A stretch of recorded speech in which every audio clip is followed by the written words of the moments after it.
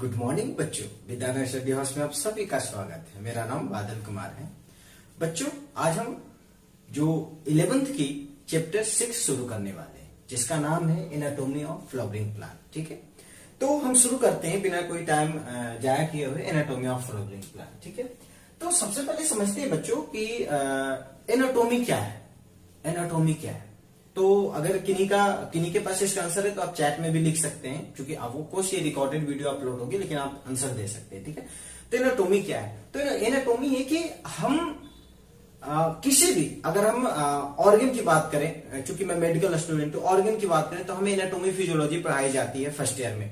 तो internal structure को study करना, दैट इज कॉल्ड एनाटॉमी। उसी तरह फ्लावरिंग प्लांट में प्लांट का इंटरनल स्ट्रक्चर को स्टडी करना, इसमें plant anatomy of flowering plant में आता है। ठीक है, तो एनाटॉमी इज की study of internal structure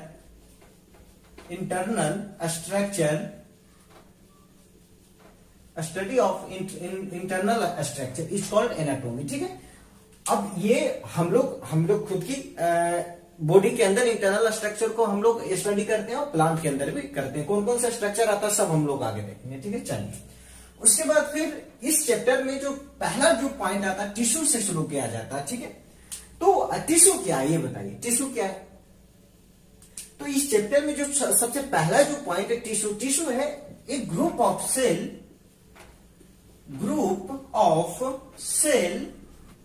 having common origin, a group of cell having common origin and performing common function।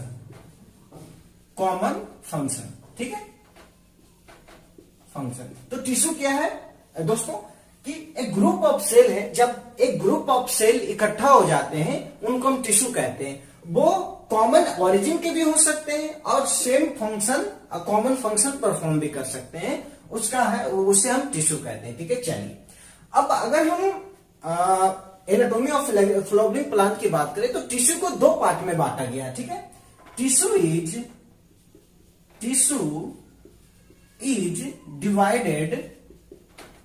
divided into two part।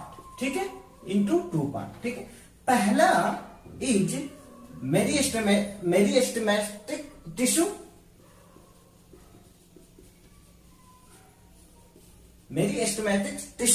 And दूसरा परमानेंट टिश्यू।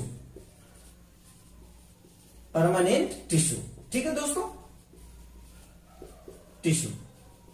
ठीक है, अब हम समझते हैं कि अब देखो एनाटॉमी क्या है वो तो समझ में आ गया कि स्टडी ऑफ इंटरनल स्ट्रक्चर। ठीक है, टिश्यू क्या है? Group of cell is called tissue, common origin और परफॉर्मिंग कॉमन फंक्शन। ठीक है, चलिए अब हम अगर टिश्यू में बात करें इसी चैप्टर की टिश्यू, तो इस चैप्टर में टिश्यू को दो पार्ट में बांटा गया है, मेरिस्टेमेटिक टिश्यू और परमानेंट टिश्यू। ठीक है दोस्तों, अगर हम मेरिस्टेमेटिक टिश्यू के बारे में बात करें तो इसकी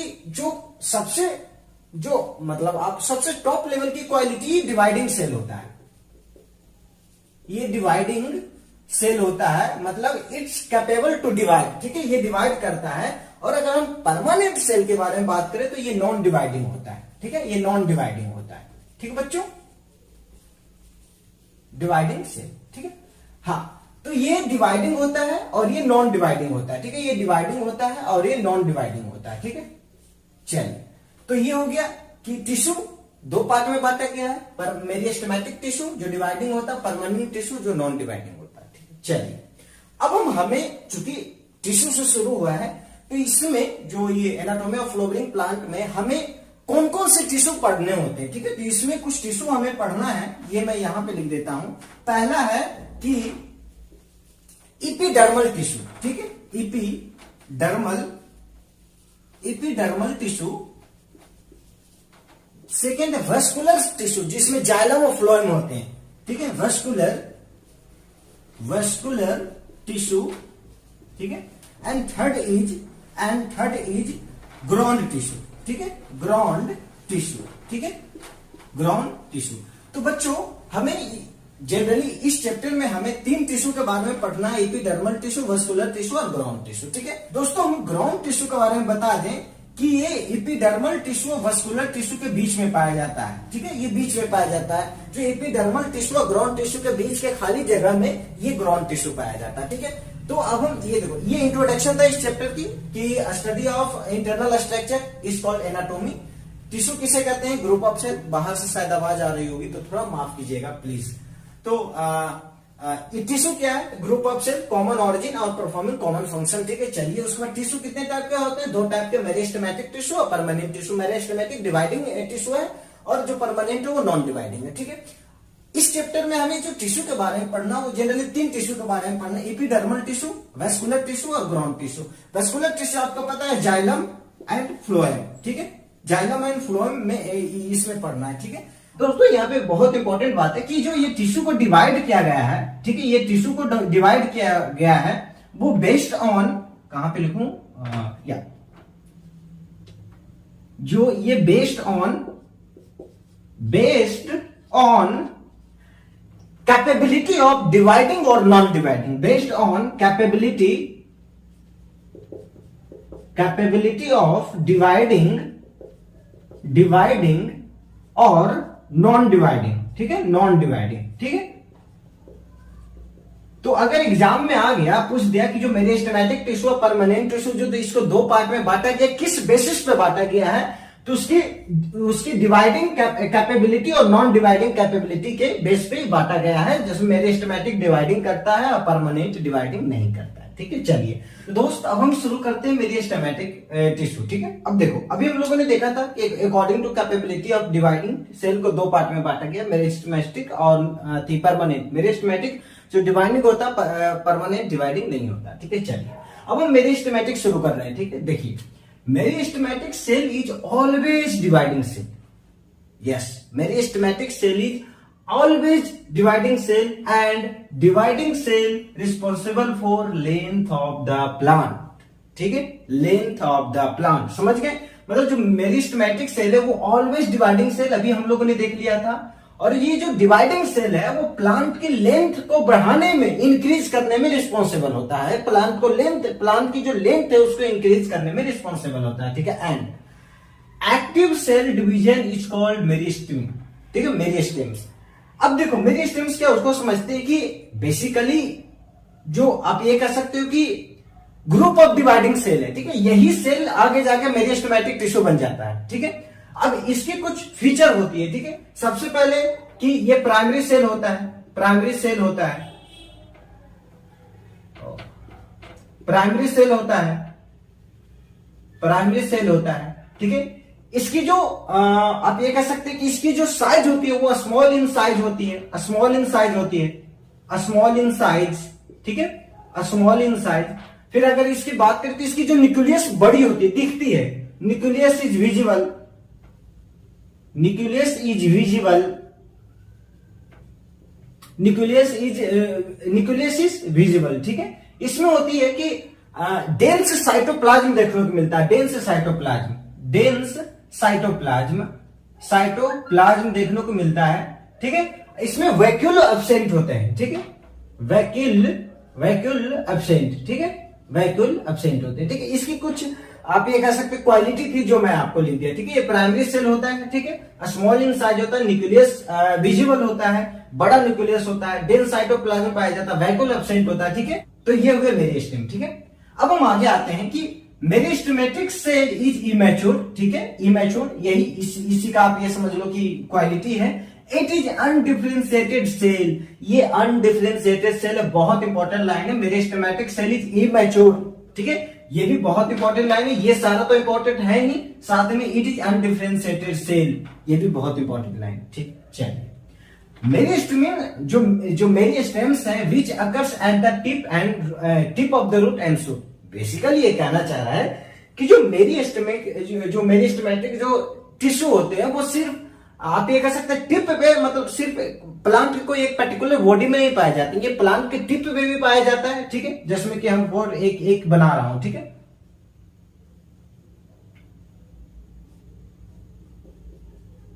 ठीक है, तो ये प्लांट के, ठीक है, तो ये प्लांट के टिप में भी पाया जाएगा, प्लांट के रूट में भी पाया जाएगा, ठीक है, अब प्लांट के बीच बॉडी में भी पाया जाएगा। अभी हम पूरी उसके बारे में बात करते हैं, ठीक है। तो ये बोल रहा है कि टिप ऑफ द रूट भी पाया जाता है और शूट में भी पाया जाता है, मतलब यहां पे भी पाया जाता है, यहां पे भी पाया जाता है, ठीक है, यही वो कहना चाह रहा है, ठीक है।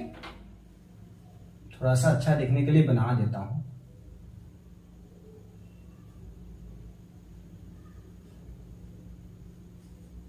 ठीक है।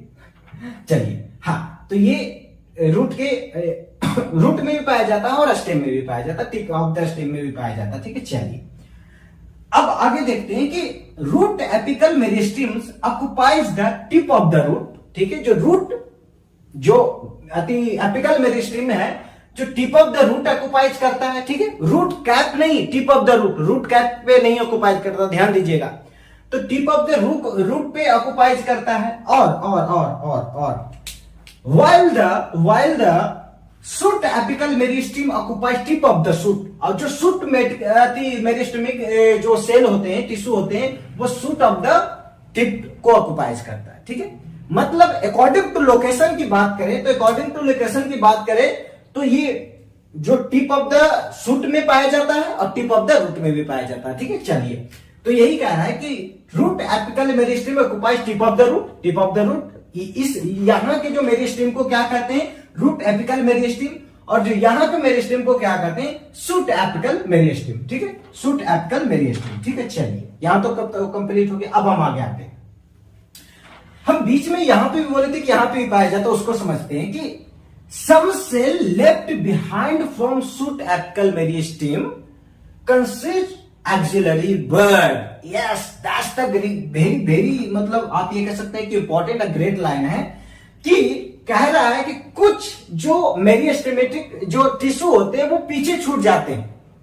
कुछ मेरिस्टेमेटिक टिश्यू है जो ये जो आप देख रहे होंगे, ये जो शूट एपिकल जो मेरिस्टेमेटिक जो टिश्यू है वो कुछ पीछे छूट जाते हैं और वही एक्सिलरी बड बनाते हैं, वही एक्सिलरी बड बनाते हैं, मतलब यही ब्रांच बनाते हैं, यही ब्रांच बनाते हैं और यही फ्लावर बनाते हैं, यही फ्लावर बनाते हैं। चमका एकदम चमक गया होगा, ठीक है।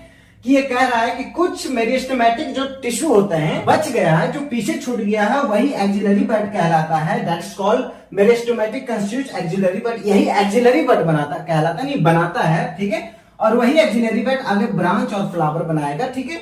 Axillary bud present in axil, आपको पता है कि वो एक्सिल में ऑफ द लीफ के and capable for forming branch and flower, capable for forming branch and flower, जो अभी हम लोगों ने ये लिखा, ठीक है।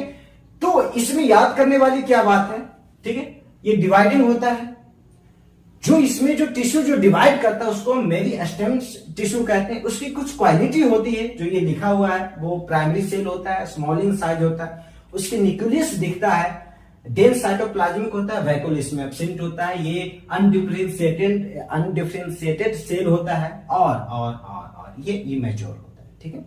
अकॉर्डिंग टू लोकेशन जो मेरिस्टेम को, जो शूट के पास जो मेरिस्टेम पाया जाता है उसको शूट एपिकल मेरिस्टेम कहते हैं, जो रूट के पास मेरिस्टेम पाया जाता है उसे हम रूट एपिकल मेरिस्टेम कहते हैं। बीच में जो शूट एपिकल मेरिस्टेम के जो मेरिस्टेमेटिक टिश्यू वो बीच में छूट जाते हैं, पीछे रह जाते हैं, वहां से जो वो कंसिस्ट एक्सिलरी बड, वो वहां से फिर एक्सिलरी बड निकलता है और वो एक्सिलरी बड ब्रांच और फ्लावर बनाने के लिए रिस्पॉन्सिबल है, वो नीचे लिखा हुआ है, ठीक है। अब हम आगे बढ़ते हैं और इसमें जो कुछ इंपॉर्टेंट पॉइंट है वो देखते हैं।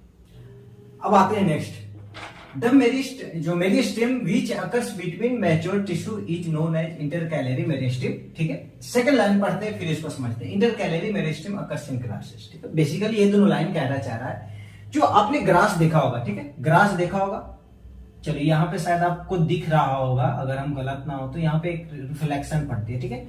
ग्रास किसका एग्जांपल है, मोनोकोट का एग्जांपल है या डाइकोट का एग्जांपल है? यस, मोनोकोट का एग्जांपल है, ठीक है। चलिए, तो जो ग्रास में जो नोड्स प्रेजेंट होते हैं ना, ग्रास में जो नोड्स प्रेजेंट होते हैं ना, यहां से मेरिस्टेम जो डेवलप होती है, ठीक है, जो यहां से जो मेरिस्टेम डेवलप होती है, ठीक है, इस नोड्स पे, इसको हम कहते हैं इंटरकैलरी मेरिस्टेम, ठीक है। तो यही कह रहा है कि the meristem which occurs between mature tissue is known, mature tissue के बीच में, जिसमें अब ये देख लो, ये हो गया। तो जो मैच्योर टिश्यू के बीच में जो मेरिस्टेम में जो टिश्यू निकल रही है उसको हम इंटरकैलरी टिश्यू कहते हैं। ये जनरली ग्रास में देखने को मिलता है, ग्रास इज मोनोकोट, ठीक है। चलो, अब ये क्यों होता है? क्योंकि आपको पता है कि ग्रास पे हम लोग चलते हैं, वो जो ग्रास है वो टूट जाता है, हम लोग उसको तोड़ देते हैं। इवन जो क्या कहते हैं, टिड्डे होते हैं ना, वो ग्रास को खा जाते हैं, बीच से खत्म कर देते हैं। तो इसलिए यहाँ पे जो इंटरकैलरी मेरिस्टेम जो पाया जाता है, इसलिए पाया जाता है कि जो बीच से काट देते हैं तो फिर से यहाँ पे एक नई पार्ट को डेवलपमेंट करने के लिए, नए जो इसकी पार्ट है उसको फिर से लाने के लिए एपिकल मेरिस्टेम प्रेजेंट होता है, ठीक है। तो ये मोनोकोट में प्रेजेंट होता है, ठीक है। तो यही कहना चाह रहा है कि the meristem which occurs between mature tissue के बीच में जो मेरिस्टेम प्रेजेंट होता है उसको उनका इंटरकैलरी मेरिस्टेम कहते हैं, और ये जनरली ग्रास में देखने को मिलता है। चलिए आगे आते हैं। अब नेक्स्ट आते हैं कि apical meristem and intercalary meristems are primary meristem, ठीक है। मैं अभी भी शुरू में भी हम लोगों ने देखा था कि जो एपिकल मेरिस्टेम है वो प्राइमरी मेरिस्टेम के अंडर में आता है। जो इंटरकैलरी भी है, चूंकि यहाँ पे इंटरकैलरी पढ़ना है, मतलब आया, तो इंटरकैलरी भी है जो वो प्राइमरी मेरिस्टेम के ही अंदर में आ जाता है, ठीक है। प्राइमरी मेरिस्टेम के ही अंदर में आ जाता है। चलिए ठीक है, अब आगे बढ़ते हैं। Mature region of root and shoot, बहुत इंपॉर्टेंट लाइन है, ध्यान से देखिएगा। एंड शूट मतलब जो कॉल्ड सेकेंडरी और लेटरल मेरिस्टेम और सिलेंड्रिकल मेरिस्टेम, ठीक है। इसको ज्यादा देखो, लाइन लिखा है, अब इसको समझते हैं। तो जनरली जो गर्थ वाले जो पेड़ होते हैं ना, मोटे मोटे जो पेड़ होते हैं ना, जो गर्थ वाले, उसमें ये सेकेंडरी या लेटरल या सिलेंड्रिकल मेरिस्टेम देखने को मिलता है। जैसे फॉर एग्जांपल, अब आइए इधर, एक गर्थ वाला पेड़ हमने बना लिया, ठीक है। गर्थ वाला पेड़ हमने बना लिया, ठीक है। तो ये जो बोल रहा है ना, अब नाम से अब लेटरल मेरिस्टेम, तो ये कंफर्म होगा, सेंटर में तो नहीं होगा, लेटरल में भी होगा, लेटरल में ही होगा, ठीक है। तो पता है, ये जो गर्थ वाले जो प्लांट होते हैं, ठीक है, जो पेड़ होते हैं, सॉरी, उसके जो लेटरल साइड पे कुछ मेरिस्टेम प्रेजेंट होते हैं जिसको इसकी गर्थ को बढ़ाते हैं, इसकी मोटाई को बढ़ाते हैं, ठीक है। इसके लेटरल साइड पे कुछ आप ये कह सकते हैं कि कुछ मेरिस्टेम प्रेजेंट होते हैं, उसको सेकेंडरी मेरिस्टेम कहते हैं, उसको लेटरल मेरिस्टेम कहते हैं क्योंकि पोजीशन के अनुसार लेटरल साइड पे, और उसको सिलेंड्रिकल मेरिस्टेम कहते हैं क्योंकि गर्थ एक सिलेंड्रिकल स्ट्रक्चर में पाया जाता है। समझ गए? तो जो गर्थ वाले जो पेड़ होते हैं उसके लेटरल साइड पे जो कुछ मेरिस्टेम पाए जाते हैं, उस मेरिस्टेम को सेकेंडरी या लेटरल मेरिस्टेम कहते हैं और सिलेंड्रिकल मेरिस्टेम कहते हैं। यही इसकी कहानी है। चलिए ठीक, आगे आते हैं। पार्ट ऑफ लेटरल मेरिस्टेम, ठीक है, part of lateral meristem, interfascicular cambium और कॉर्क कैम्बियम, ठीक है। इंटरफेसिकुलर कैम्बियम और कॉर्क कैम्बियम, अगर हम इंटरफेसिकुलर कैम्बियम की बात करें तो ये सेकेंडरी, मतलब आप ये कह सकते हैं कि एक्चुअली ये सबसे पहले परमानेंट सेल होता है, ठीक है, परमानेंट सेल होता है और सेकेंडरी इन नेचर होता है, ठीक है। परमानेंट सेल होता है और सेकेंडरी इन नेचर होता है, ठीक है। और जो कॉर्क कैम्बियम है वो भी परमानेंट सेल होता है, परमानेंट सेल होता है और सेकेंडरी इन नेचर होता है, ठीक है, सेकेंडरी इन नेचर होता है, ठीक है। चलिए, हाँ, तो ये हो गया इंटरफेसिकुलर कैम्बियम और कॉर्क कैम्बियम। इसके बारे में और हम डिटेल में जानेंगे थोड़ा आगे आने पे, ठीक है। चलिए, अब हम आते हैं फॉर्मेशन ऑफ प्राइमरी प्लांट। अब हम नेक्स्ट पॉइंट पढ़ते हैं, और ये हम लोगों ने शुरू में डिस्कशन कर लिया था, बस फॉर्मेलिटी है कि formation of primary plant body specific region of apical meristem produce epidermal tissue, जैसा कि हम लोगों ने बात किया था, एंड वेस्कुलर टिश्यू, ठीक है, जिसमें जाइलम और फ्लोएम के बारे में बात किया था, and ground tissue. Cell lose ability to divide, जब सेल अपनी एबिलिटी मतलब डिवाइडिंग एबिलिटी लूज कर देता है उसको हम परमानेंट और मैच्योर सेल कहते हैं, उसको हम परमानेंट और मैच्योर सेल कहते हैं, ठीक है। तो ये हो गया मेरिस्टेम, जो मेरिस्टेमेटिक टिश्यू हो गया, ठीक है। अब देखो, एक्चुअली इसमें याद करने वाली बात क्या है? इसमें याद करने वाली बात है कि ग्रास में जो मेरिस्टेम जो मेरिस्टेम पाया जाता है उसको हम इंटरकैलरी मेरिस्टेम कहते हैं, ठीक है। यही याद करने वाली बात है। हाँ, इसमें यह भी बात करने वाली बात है कि एक्चुअली दो टाइप के मेरिस्टेम पाए जाते हैं, primary meristem, secondary meristem. Primary meristem कहां देखने को मिलता है? एपिकल में देखने को मिलता है, इंटरकैलरी में देखने को मिलता है। लेकिन सेकेंडरी मेरिस्टेम कहां पे देखने को मिलता है? जो गर्थ वाले जो प्लांट होते हैं उनके लेटरल साइड पे उनके ग्रोथ को बढ़ाने के लिए जो मेरिस्टेम का रिस्पॉन्सिबल होता है उसको हम सेकेंडरी मेरिस्टेम कहते हैं, उसको हम सिलेंड्रिकल मेरिस्टेम कहते हैं और उसको लेटरल मेरिस्टेम कहते हैं। ठीक है, यहां तक हो गया। चलिए अब हम आगे आते हैं। पार्ट ऑफ लेटरल मेरिस्टेम के बारे में हम बात करें तो इंटरफेस्कुलर कैम्बियम हो जाता है और कॉर्क कैम्बियम, ये दोनों परमानेंट सेल होते हैं और सेकेंडरी इन नेचर होते हैं। चलिए तो ये हो गया।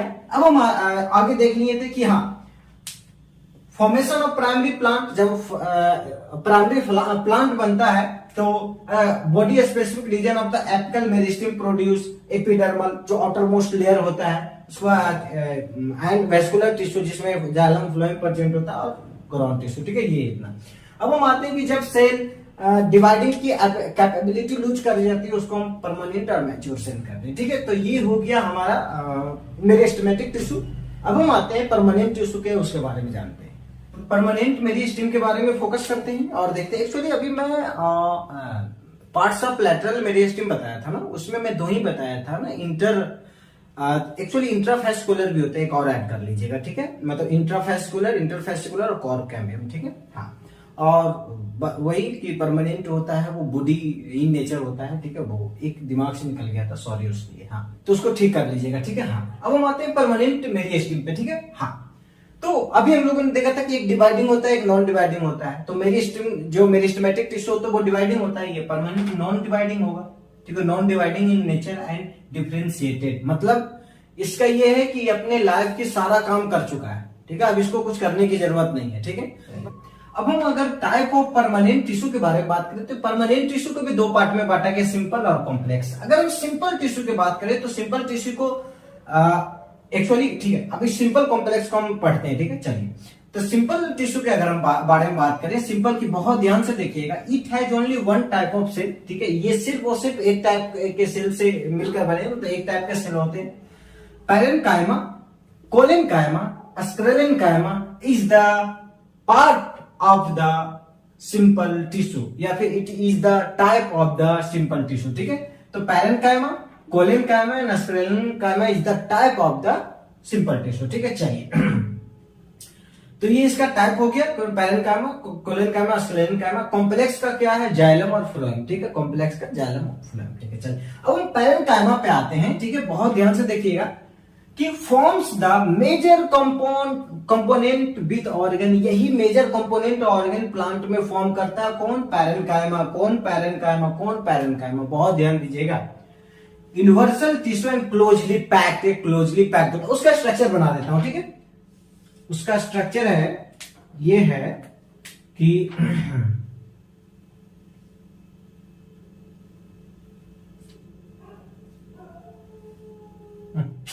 बादल, तुम यार साइंस के स्टूडेंट हो, तुमको ठीक है ऐसा होता है। ठीक है, तो इसका ये स्ट्रक्चर ऐसा होता है। ठीक है, तो ये क्लोजली पैक्ड होता है। ठीक है, चलिए अब हम आगे आते हैं कि इसका फंक्शन क्या है। इसका फंक्शन है फोटोसिंथेसिस करवाना, स्टोरेज करवाना। ठीक है, जो स्टोरेज, मतलब जो फूड वगैरह बनता है उसको स्टोरेज कराना और इसका सिक्रेशन कराना इसका काम है। ठीक है, चलिए। अगर इसमें ये पाया कहां जाता है, आपको फोटोसिंथेसिस होगा तो कहां पाया जाएगा? ये लीफ में पाया जाएगा, तो ये रूट में भी पाया जाएगा, स्टेम में भी पाया जाएगा, फ्लावर में भी पाया जाएगा और फ्रूट में भी पाया जाएगा। ठीक है, तो ये आप याद रखिएगा कि ये लोकेशन कहां पे? रूट में भी पाया जाएगा, स्टेम में भी पाया जाएगा, फ्लावर में भी पाया, लीव्स में भी पाया जाएगा और फ्रूट में भी पाया जाएगा। ठीक है, इट हैज, इसका अगर सेल वॉल की बात, सेल वॉल के बारे में बात करें तो सेल वॉल इसकी थिन होती है। ठीक है, थिन होती है और सेलुलोज की बनी होती है। थिन होती है और सेलुलोज की बनी होती है। तो ये होता है पैरेन्काइमा। ठीक है, पैरेन्काइमा में याद, देखो इस स्लाइड में याद करने वाली क्या बात है? परमानेंट सेल नॉन डिवाइडिंग होता है, ये डिफरेंशिएटेड होता है। दो टाइप का permanent cell, simple, complex. Simple की बात करें तो इसको तीन टाइप के होते हैं, पैरेन्काइमा, कोलेनकाइमा, स्क्लेरेन्काइमा। कॉम्प्लेक्स की बात करें तो जाइलम एंड फ्लोएम। अगर हम पैरेन्काइमा के बारे में बात करें तो ये मेजर कंपोनेंट, मेजर ऑर्गन ये बनाता है। ठीक है, ये क्लोजली पैक्ड होता है। अगर हम ये फोटोसिंथेसिस करता है, स्टोरेज करता है, सिक्रेशन करता है। और ये कहां पाया जाता है? रूट, लीफ, स्टेम आती, फ्रूट, ये सब में पाया जाता है। जिसकी सेल वॉल सेलुलोज की बनी होती है। बस यही पैरेन्काइमा में। अब हम आते हैं कोलेनकाइमा। ओके, अब हम शुरू करते हैं कोलेनकाइमा। ठीक है, कोलेनकाइमा। ठीक है, चलिए। ये सबसे पहले अकर्स इन लेयर बिलो, ये प्रेजेंट कहाँ होता है, एपिडर्मिस के जो लेयर के नीचे प्रेजेंट होता है, और किसमें, dicot plant, most of the dicot plant में एपिडर्मिस के नीचे प्रेजेंट होता है कौन, कोलेनकाइमा, ठीक है, कौन, कोलेनकाइमा। चलिए ठीक है, आगे आते हैं। It is found either as homogeneous layer of patches, ये होमोजीनस लेयर ऑफ पैचेस में के नीचे, मतलब either homogeneous layer of patches में प्रेजेंट होता है, ठीक है, ये पाया जाता है, ठीक है। चलिए, collenchyma consist much thickened at the, actually उसकी जो सेल वॉल होती है वो डिपोजिशन ऑफ सेलुलोज से बनी होती है, हेमिसेलुलोज से, पैक्टिन से बनी होती है। तो वही जो इसमें यहाँ पे लिखा है, ठीक है, कि collenchyma consist much thickened at the corners due to the deposition of cellulose, hemicellulose and pectin, ठीक है। उसकी जो सेल आती है, सेल वॉल क्या चीज से मिली होती है, सेलुलोज, हेमिसेलुलोज या पैक्टिन, ठीक है। चलिए, अब हम आगे आते हैं। अगर हम कोलेनकाइमा के शेप के बारे में बात करें तो ये ओवल शेप का होता है, ये स्फेरिकल शेप का भी हो सकता है, ये पॉलीगोनल शेप का भी हो सकता है, एंड ऑफ एन क्लोरोप्लास्ट, ठीक है, and of an chloroplast. Generally the shape of collenchyma is oval, spherical, polygonal, ठीक है। चलिए हम आगे आते हैं। Collenchyma provide mechanical support, yes, the function of collenchyma, the function of collenchyma is mechanical support. जी हाँ दोस्तों, जो कोलेनकाइमा का फंक्शन है मैकेनिकल सपोर्ट प्रोवाइड करना to the growing part of the plant, मतलब कि मतलब यंग स्टेम या फिर यंग प्लांट और जो पेट्यूल ऑफ लीफ,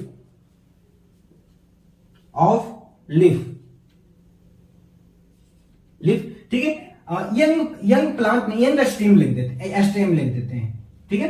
तो ये यंग स्टेम और पेट्यूल ऑफ लीफ में एक्चुअली कोलेनकाइमा का जो मेन काम है वो मैकेनिकल सपोर्ट देना है ग्रोइंग पार्ट ऑफ प्लांट में। अब ग्रोइंग पार्ट ऑफ प्लांट की बात करते हैं, यंग स्टेम हो सकता है या फिर पेट्यूल ऑफ लीफ हो सकता है, ठीक है। तो ये कोलेनकाइमा का स्ट्रक्चर है, तो ये कोलेनकाइमा हो गया। अब हम आते हैं आज की लास्ट टॉपिक पे, स्क्लेरेनकाइमा, ठीक है। तो आज की इस लेक्चर के आखिरी टॉपिक पे हम हैं, ठीक है, स्क्लेरेनकाइमा पे आते हैं, ठीक है।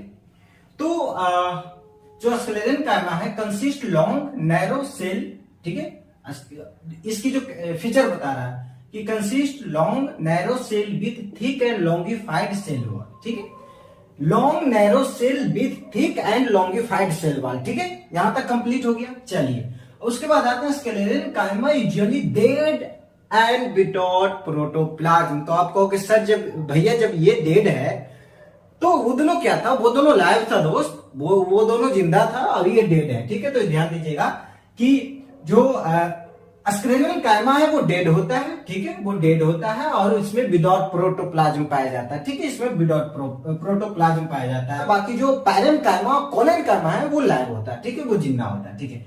स्क्लेरेनकाइमा में भी आइदर फाइबर्स और स्क्लेरोइड होता है, फाइबर्स आर थिन वॉल्ड होता है। इसके फीचर है कि स्क्लेरेनकाइमा में भी आइदर फाइबर स्क्लेरोइड होता है, और जो फाइबर्स होते हैं वो थिन वॉल्ड के होते हैं, ठीक है, ये याद करने वाली चीज है। अगर हम शेप की बात करें तो ये स्फेरिकल शेप का होता है, और अगर ये कहाँ कहाँ पाया जाता है इसके बारे में बात करें दोस्तों, ये बॉल ऑफ नट, जो हम बादाम खाते हैं उसके बॉल पे, पल्प ऑफ फ्रूट, ठीक है, जैसे कि गवावा के पल्प, अगर आप अमरूद अगर आप अमरूद खाओ तो उसका पल्प देखो तो वहां पे यही पाया जाएगा, ठीक है, स्क्लेरेनकाइमा, पियर्स एंड एस्पेक्टो में पाया जाएगा, ठीक है। एंड सीड कोट लिगुमस, जितने भी लिगुमस प्लांट है उसके लिगुमस जो प्लांट है उसके सीड कोट पे पाया जाएगा, ठीक है। एंड लीव्स ऑफ टी के लीफ पे भी पाया जाएगा, ठीक है। ये कहाँ पाया जाएगा, बस याद देने वाली बात है, ठीक है। तो ये लिगुमस जितने भी होते हैं ना उनके सीड कोट में पाया जाएगा। ये जो टी जो प्लांट होते हैं उसके लिप्स पे पाए जाते हैं, ठीक है। ये बॉल ऑफ नट में पाए जाते हैं, फ्रूट के पल्प पे पाए जाते हैं, जिसमें गवार, पेयर्स, एस्पेक्टो, ये सब के पल्प पे पाए जाते हैं, ठीक है।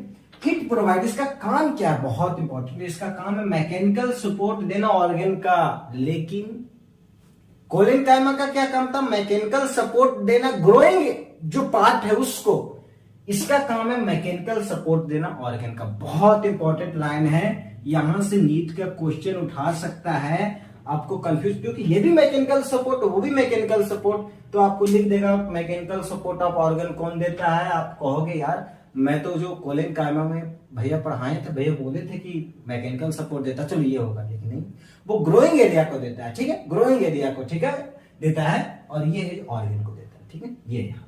तो ये हो गया स्क्लेरन कायमा, ठीक है। स्क्लेरन कायमा की इमेज बनाते हैं, ठीक है।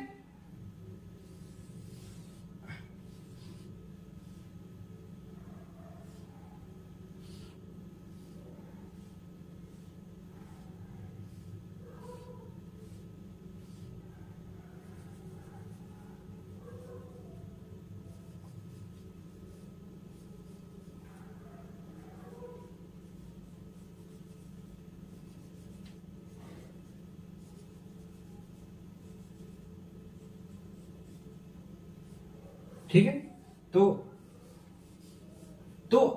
ये हुआ स्क्लेरन कायमा का इमेज, ठीक है। तो इसका मेन यहाँ पे बहुत इंपॉर्टेंट लाइन है कि ये मैकेनिकल सपोर्ट ऑफ ऑर्गन देता है, ठीक है। तो ये हुआ स्क्लेरन कायमा कंप्लीट, मतलब सिंपल टिश्यू, जो परमानेंट जो टिश्यू है उसकी जो सिंपल वाली पार्ट कंप्लीट हुई। जाएंगे जाइलम और फ्लोएम पढ़ने को, वो नेक्स्ट क्लास में पढ़ेंगे, ठीक है। तो अगर वीडियो पसंद आए तो प्लीज लाइक करें, दोस्तों के साथ शेयर करें, और मिलते हैं एक नई वीडियो के साथ, क्योंकि डॉग्स भी बहुत ज्यादा भौंक रहा है तो अब वीडियो नहीं बना सकता हूं। तो मिलते हैं एक नई वीडियो के साथ, तब तक के लिए इजाजत दीजिए, नमस्कार।